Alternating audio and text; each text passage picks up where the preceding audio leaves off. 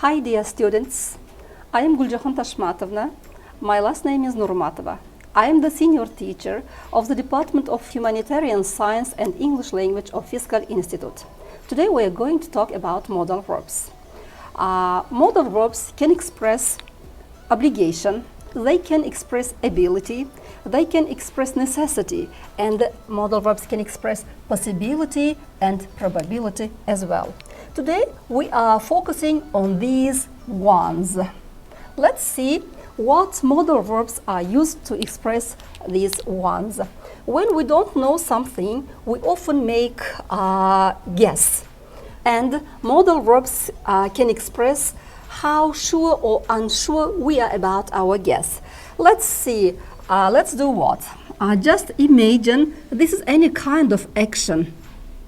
Sometimes we are sure that this action happens. If I am sure for 100% this action is going to happen, I will use some specific modal verb. Sometimes I am sure for 50%. This is 0% I'm sure.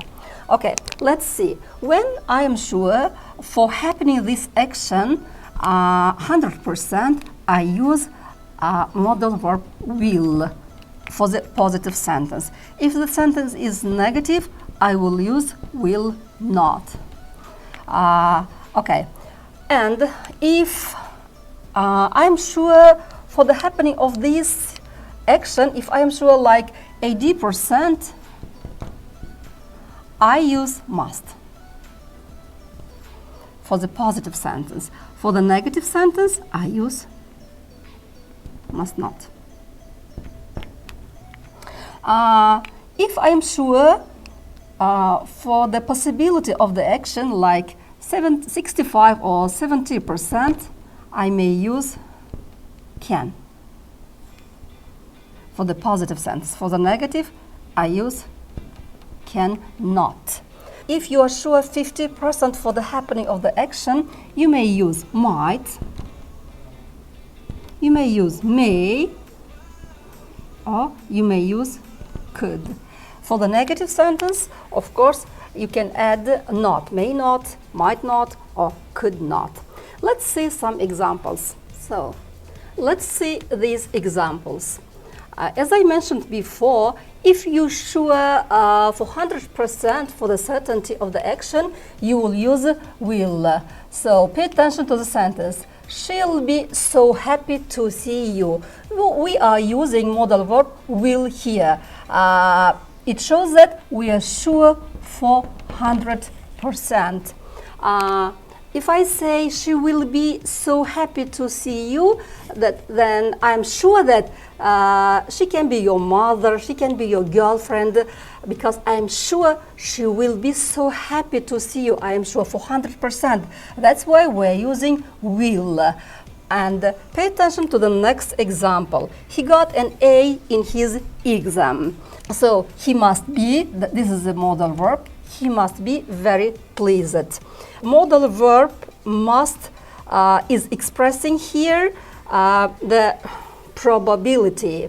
And as we are using here must, I'm sure like not 100%, maybe like 80%.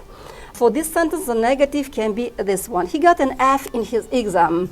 He mustn't be very pleased with that. Here, modal verb mustn't is showing us the probability of the action.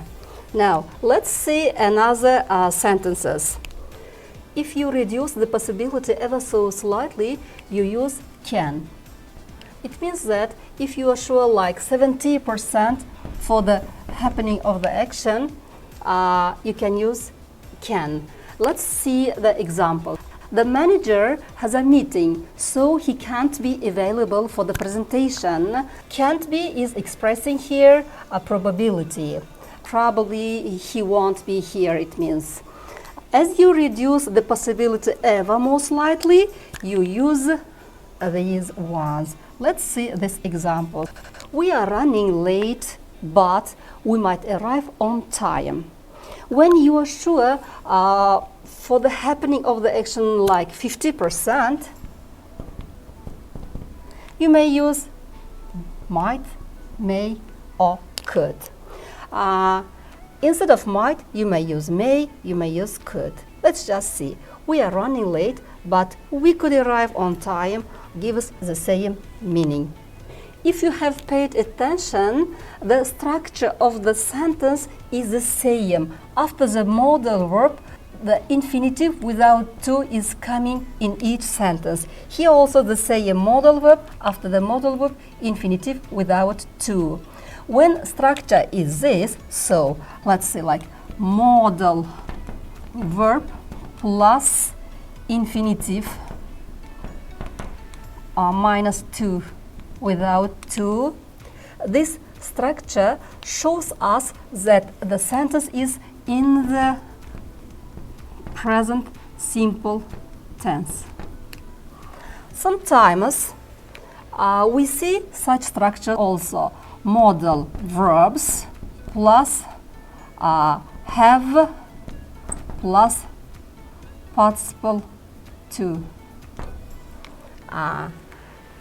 This structure shows us that the sentence is not in the present time. The structure shows us sentence is in the past. Let's see one example for this. As I mentioned before, modal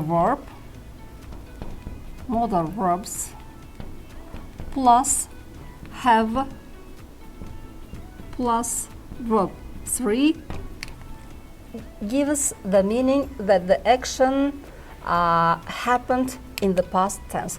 Let's see one example.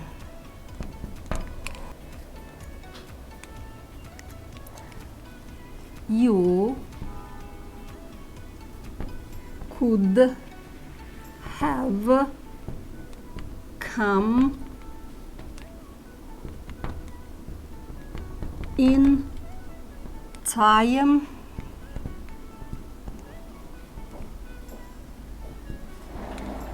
work. So pay attention.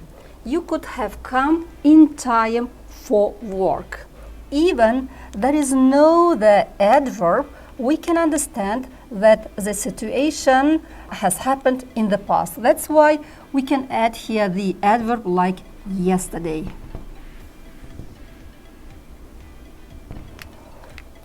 So pay attention. Could in perfect form shows us the past tense. I give you one example. You have entered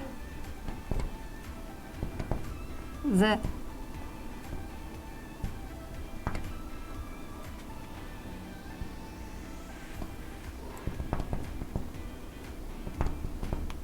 university.